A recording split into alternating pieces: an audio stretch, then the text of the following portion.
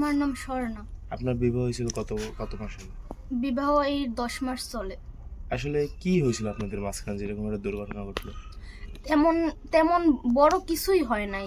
এই মানে পারিবারিক যেমন ঘটনা ঘটে, অল্প কিছু অল্প কিছু এরকমেরই হয়। বড় কোনো ধরনের কোনো সমস্যাই হয় নাই। পরবর্তী বলেন, আপনি বলেন। বড় কোনো সমস্যা হয় নাই। এই যেমন আমারে খালি বলতো যে তোমার আমি রাখবো না, তোমার আমি তালাক দিয়ে দিমু। আমার এও বলছে যে তোমার আমার বাসায় আওয়া লাগবে না, তোমার আমি তালাক পাঠাইয়ে দেবো, এও বলছে। আমি তারপরে এর উপরে বলছি তুমি যে যে কথাগুলো বলো এগুলো কি তুমি ভাববে চিনতে বলো? আমি সব ভাববে চিনতে বলি, তুই যা পারো তাই কর, এগুলো আমারে বলছে।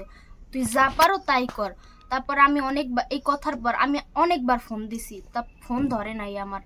আমি এগুলো আমার বাসায় প্রথম জানাই নাই। তারপর আমি আস্তে আস্তে দেখি আরো হইতেছে, দিনের পর দিন এগুলো বলতেই আছে। ওর ভাইগোর সামনে বই এগুলো বলছে। তারপর আমি হ্যাগোদ্দারে বলছি, কিন্তু হেরা এগুলোর কোনো করে নাই। তারপর আমার শাশুড়িরও বলছি যে আমারে এই যে এই এতবার যে কইতেছে যে তুই আমারে তালাক দিয়ে দে, আমারে ছাড়িয়ে দে, এগুলো খালি বলতেই আছে এগুলো অনেকবার বলছে। এই যে এই যেদিন এই দুর্ঘটনা ঘটছে ওই দিন আগের দিন রাত্রেও আমার রাত্রে একটা সময় কয় তুই আমার ঘর থেকে বের হইয়ে যা, তোরে আমি রাখবো না, এগুলো বলছে। তারপর আমি বলছি তুমি আমারে তা আনসুকা, এগুলো যখন বলতেছো আমারে আনসুকা। আমি আনি নাই, যে আনছে তার সাথে তুই বস, এগুলো আমার বলছে আমার শাশুড়ির সামনে বইয়ে। তারপর আমারে মারতে উঠছে কুদতে, ওই বসা সোফায় বসা, ওই রুমের সোফায় বসা, তখন আমার উঠতে মারতে উঠছে। আমার শাশুড়ি এই সামনে দাঁড়াইছে, দাঁড়াইয়ে তারপর আমার শাশুড়ি তারে 3টে থাবড় দিয়ে তারপর হে রুম থেকে বের করে দিয়েছে। দেশে পর তারপর হে বলতে আছে তুই যদি মরো আমি দুধ দিয়ে গোসল করে উঠবো, এগুলো একবার বলে নাই, আরো অনেকবার বলছে তুই যদি মরো আমি দুধ দিয়ে গোসল করে উঠবো, মরো না কা মর, এগুলো আমার শাশুড়ি বলছে। কিন্তু ওই দিন রাত্রে আমি এরকমের কোনো কথা বলি নাই যাতে ও কষ্ট পাইবে, আমার শাশুড়ি বলছে। ওই যে আরো একদিন আমার খালি বলে যে তোর সাথে আমি থাকবো না, তালাক দিয়ে দিব, এগুলো আমি আমার শাশুড়িরে বলছি যে আমারে এগুলো বলে। এই আমি বলছি পর আমার শাশুড়ি ওই দিনকেও একটা থাবড় দিছে পর তারপর আমার সাথে ওই থাবড় নিয়েও ঝামেলা করছে। তোর লগে তোর জন্য আমারে মারছে, তোর জন্য আমারে মারছে, তোর ফান্ডে কে আমারে মারছে, আমারে জীবনে গায়ে হাত দেয় না, তোর জন্য আমারে মারছে, অনেক খারাপ খারাপ ওই দিনও কথা কইছে, অনেক কিছু বলছে। তারপর আমি কিছু বলি নাই। তারপর পরে এই লাস্ট যেই দিন এই ঘটনা ঘটছে ওই দিন আগের দিন রাত্রে ওর আম্মু অনেকগুলোই থাপড় দিছে, গাল পাশাই দিছে। তখন ওর একটা জিদ ধরছে যে আমি বুঝছি যে এই যে গাল পাশাই থাপড় দিছে এই তো কষ্ট পাইছে। তারপর সকালে ওর আম্মু একেবারে সকালে কোথায় জানি গেছে, তা তো আমি জানি। ওই দিন রাত্রে আমি সারা রাত্র ঘুমাইতে পারিনি, কে ঘুমাইতে পারি না আমি নিজেও জানি না। তারপর সকালে উঠতে আমি দেখছি যে ও গেছে না আছে কোনো জায়গায় গেছে, আমি সকালে উঠে দেখি ও ঘুমানো। তারপর আমি বইছি, তারপর যেরকমের আরদে যায় সকাল 8টার সময় ওই রকমের আরদে গেছে সকাল 8টায় যাইয়ে তারপর ওই দিন ওই মাঝে মাঝে বাসায় দিয়ে ওই নাস্তা করে যায়, আর নয়তো ওই আরদে যাইয়ে 10টার দিকে এরকম নাস্তা করে। ওই দিন নাস্তা করে নাই। তারপর 10টার দিকে আরোদ্যে বের হয়েছে, বের হইয়ে বলতে আছে আমি একটু আইতে আছি, এইগুলো বললে তারপর ওই ওর পাশে টিভির ম্যাট আছে, আমি তো চিনি না ওই টিভির ম্যাট কোন জায়গায়, তো বলতে আছে আমি একটু টিভির ম্যাট দিয়ে আসতে আসি। তাই ওই যে সময় টিভির ম্যাটে গেছে ওই সময় বলে আমার শাশুড়ির কাছে ফোন দিয়েছে। আমি শুনি না, আমার কাছে বসে কথাও বলে না, আমার শাশুড়ি বলছে। কয় ওই সময় আমার জিয়াত ফোন দিয়েছে, ফোন দিয়ে কয় তোমরা কই কি করো, এগুলো বলছে পর তারপর হেয়ের কিছুক্ষণ পর আবার আমার শাশুড়ির কাছে ফোন দিয়েছে, ফোন দিয়ে বলে ওই ফোন দিয়েছে অনেকবার ফোন দিয়েছে, আর ফোন কোথায় জানি ছিল হে ফোন ধরতে পারে না। তারপর আমি আমার মেজুজালের কাছে ফোন দিয়েছে, আমার মেজুজালে আমার শাশুড়ির কাছে দিয়েছে যে দেখেন তো কি কয় ও। 2বার ফোন দিয়েছে। তারপর দ্বিতীয়বার যে সময় ফোন দিয়েছে ওই সময় কয় আমারে বাঁচাও আমি শেষ হইয়ে যাই। তারপর আমার ভাসুরি তাড়াতাড়ি গেছে, আমি ওই সময় আমার শাশুড়িও পিছনে পিছনে গেছে, কিন্তু আমার শাশুড়িরে নেয় নেয় আমার ভাসুরে নিয়ে গেছে ওই সময়। তারপর শাশুড়ি পড়ে গেছে, তারপর আমার জালেরাও গেছে। আমি তখন যাইতে চাইছি, এই ঘটনা শুনি না আমি যাইতে চাইছি, কিন্তু আমার যাইতে দেওয়া হয় নাই। আর ওর ফেস কে যাইতে দেয় না আপনাকে? আমারে যাইতে দেয় না। আমার মেজো জালে কয় তুমি যাবা কিসের জন্য, তুমি বাসায় থাকো, আমরা তো যাইতে আছি, আমরা এই করবো। আমি অনেকবার বলছি যে আমি যামু, আমি ওর একটু দেখমু ও কি কয়, আমি একটু শুনমু, আমি একটু দেখমু কি কি অবস্থায় আছে। তখন বলে নাই যে এই মৃত্যুর খবর, পরে বলে এই মৃত্যুর খবর। তারপর আমি যাইতে চাইছি আমার জালের সাথে, আমার জালে আরো অনেক লোকজন গেছে, আমি যাইতে চাইছি কিন্তু আমারে যাইতে দেওয়া হয় না ওই সময়। তারপর এই যে কালকে যে লাস্ট নেছে, লাস্ট যে সময় লাস্ট নিয়ে যায়, ওই সময় আমারে সকাল হইতে দরজা আটকাইতে, ওই যে সময় আনছে ওই থেকে দরজা আটকাইতে, তারা বাইরে দরজা আটকাইতে, মানে আমারে দেখতেও দেবে না, আমারে বাইর হইতেও দেবে না ওই জায়গা দিয়ে। তারপর যখন ওই নিয়ে যায় তখন তো সবাই সিঁড়ির ওই জায়গা দাঁড়ানো, তা আমার ওই সময় যাইতে দেবে না। তারপর আমি জোর করে গেছি, যাইয়ে ওই জায়গা দাঁড়াইছি পর তারপর কিছু লোক কইতেছে কি আইসে কা দেখতে, আইসে কা ঘরে পাঠাই দাও। ওই শূন্য আমি ঘরের রুমে চলে এসেছি, কিন্তু আমারে দেখতে দেওয়া হয় নাই ওর মুখ। আসলে আপনি নাকি জান নাই, আপনি নাকি বাসায় বসেছিলেন? না আমি বসেছিলাম না। আচ্ছা, আপনাদের দুইজনের ভিতর সম্পর্ক কেমন ছিল এবং পরিবারে নিয়ে পুরো বিষয়টা একটু বলেন।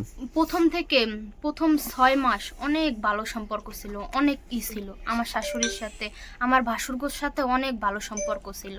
হ্যাঁ গো, কারোর সাথে আমার কোনোদিনও কোনো ঝামেলা হয় নাই, কোনো ঝামেলা হয় নাই। আমার শাশুড়ির সাথেও কোনোদিনও কোনো কোনো খারাপ নিয়ে কোনো ঝামেলা হয় নাই।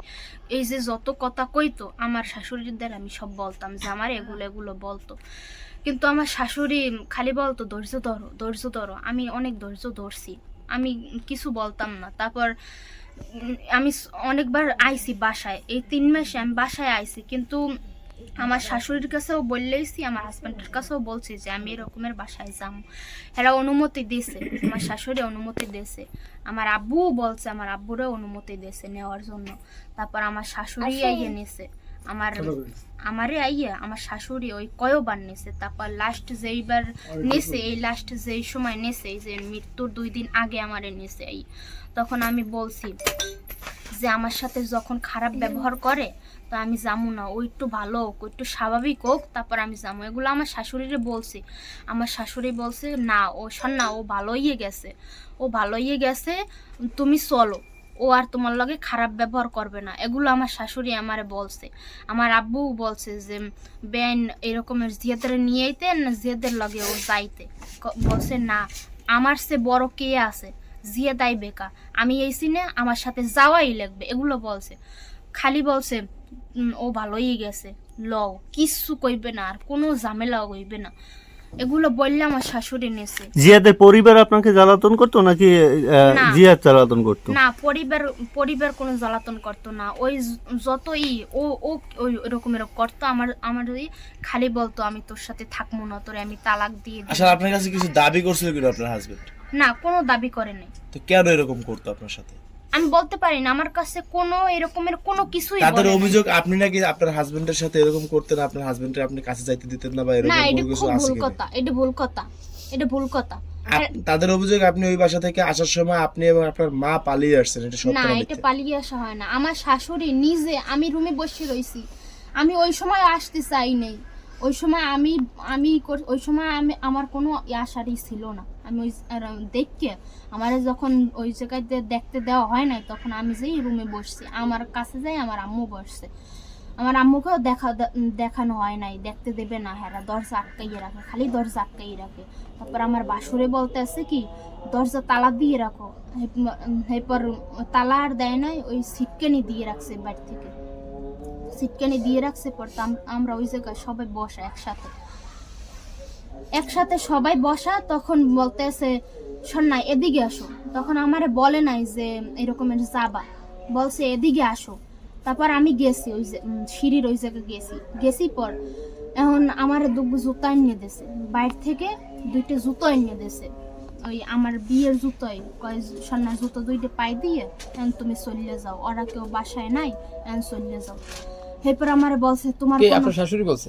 হ্যাঁ, সে আপনার ভালো পাইয়ে পাঠাই দিয়েছে? হ্যাঁ, আমার শাশুড়ি বলছে। তো আমার শাশুড়ির সাথে আরো আমার ওই ফুপো শাশুড়ি, তারপর মামা শাশুড়ি, তারা সবাই ছিল। তার ওর বোনেরাও ছিল। তা হ্যাঁ গো সবার সামনে বইয়ে বলছে, শোন না তুমি এখন চলে যাও।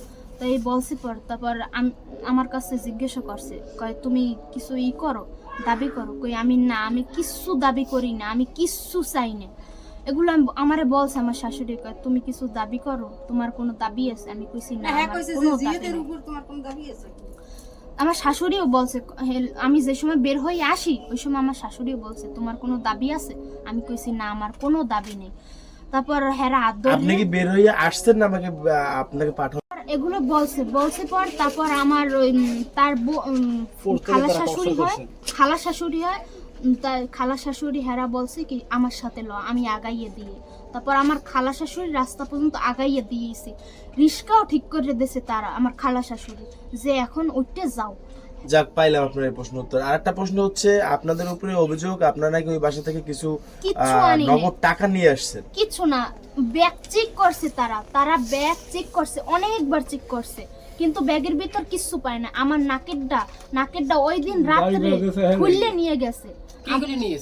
আমার আমি যখন খাটে বসা তখন আমার শাশুড়িও আসছে, কয় আমার ছেলে যখন নাই আর তুই নাহেরটাও পড়তে পারবি না, আমাগো জিনিস আমাগো দে, এই বলছে। এই বললে শাশুড়ি আমার উঠে গেছে। আপনি নাকি 1.5 মাস পর যে এই বাসা থেকে যে সময় গেছিলেন, আপনি নাকি যত স্বর্ণের জিনিস ছিল আপনি না, নাকি বাসা রাখিয়ে এটা গেছিলেন। ভুল কথা। আমার শাশুড়ি যে আসবে আমি এটা জানি না, হঠাৎ করে সন্ধ্যাবেলা আসছে। তখন আমি অনেক ছিলাম, আমি ওই নিতে পারিনি, কিন্তু আমার সাথে যা ছিল আমি ওগুলো নিছি। তারপর আমার ফুপো শাশুড়ি, তারপর খালা শাশুড়ি হেরা আমার নাকেরটা খুললে নিয়ে গেছে একতারে।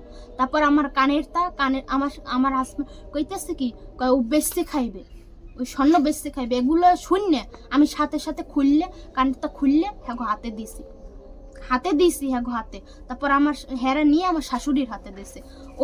ওই দিন রাত্র আমার নাকেরটা খুললে হেরা নিয়ে গেছে। খবর শুনে মেডিকেল গেছি, মেডিকেল দেখতে গেছি তো জিয়াতে যে মেজোর কাছে জিজ্ঞেস করছি যে জিয়াত কই। তখন আপনাদের মেজো ভাই উঠে বলে যে জিয়াত নাই, জিয়াত মারা গেছে। পরে আপনাদের ফোনটা বার করে আপনার যে 4 সামনে গেছে, সামনে যাওয়ার পর তার আপনাদের বন্ধু আপনাদের 10-12 জন বন্ধু ছিল, ওই বন্ধু আপনাদের কার সাথে আপনাদের কথা বলার পর আপনার যে আমার নাম জিজ্ঞেস করছে, বলে তোমার নাম কি?